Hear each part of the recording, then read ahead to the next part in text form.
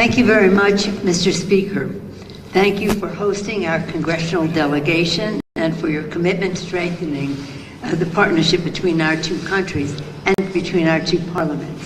Thank you for emphasizing that very important part of our visit was to continue our communication. It was my honor to host the speaker in the United States Capitol earlier this year, during which we discussed issues related to advancing democracy and security in Armenia. Being awarded the Order of Honor today was a privilege for me that I treasure. That happened at the museum.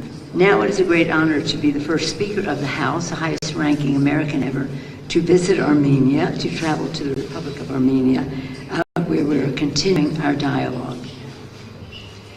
We just had a very productive meeting during which our dialogue reaffirmed our commitment, the commitment of the United States Congress to advancing security, economic development, and democratic institutions in Armenia and in the region. We discussed with pride the pride that Congress took in leading the way to secure the U.S. formal recognition of the Armenian genocide, which we did in legislation in 2019, which President Biden made official last year. We have been trying to do this in a bipartisan way in both houses of the Congress for a long time. Finally, we had a president who said he would sign the Armenian genocide resolution. We're grateful to President Biden for that and for inviting Prime Minister to participate in the Democracy Summit earlier this year. Our meetings always have a particular focus on security. And again, we planned this trip before the assault on the sovereignty, the border of Armenia took place. So again, when we leave home, it's always about security. Our security, our mutual security, regional security, global security. Our meeting, again, had particular importance to us because of the focus on security following the illegal and deadly attacks on us by the Azerbaijan on the Armenian territory. We strongly condemn those attacks. We in our delegation on behalf of Congress, which threatens prospects for much-needed peace agreement. As the United States, which is an OSCE Minsk chair, has made long and clear there can be no military solution to the conflict. Our president is a co-chair of that. We continue to watch the situation closely, and we continue to support a negotiated, comprehensive, and sustainable settlement to all issues related to Nagorno-Karabakh, the Nagorno-Karabakh conflict. I mentioned in the meeting earlier that for a long time now, decades, in the Congress, in a bipartisan way, we have tried to hold Turkey responsible, as well as Azerbaijan, for the conflict that exists in Nagorno-Karabakh. Before we open to questions, let me express my pride in traveling with three of the strongest champions of Armenia ever to serve in the Congress.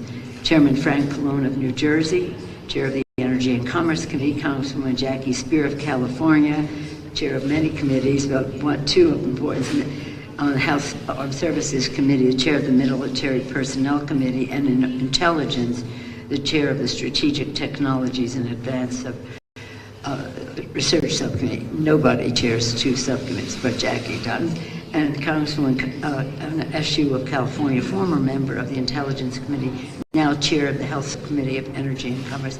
I give their leadership roles because of their standing that they have in the Congress is very respected. So their support of Armenia, in the case of Congressman Eshu and Congresswoman Spear, it comes naturally to them as Armenian Americans.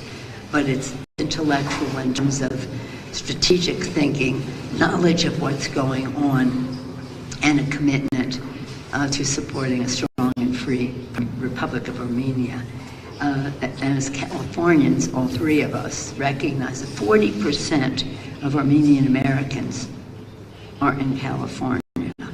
So we feel this is a family visit for us because we're surrounded by not only their love of their heritage, but their great patriotism in America. Our meetings is one of the several important engagements that will continue to inform Congress's work. We learned a lot listening to the members of Parliament about the specificity of issues, and not only that, the challenges that they see we all face in this to strengthen our partnership with Armenia, advance our values and interests here in the region and globally. With that, Mr. Speaker, I thank you once again for your hospitality and for the opportunity to welcome you in Washington earlier this year and to continue our conversation over that period of time and now in person today. Thank you, Mr. Speaker. Thank you, Madam Speaker. So now we will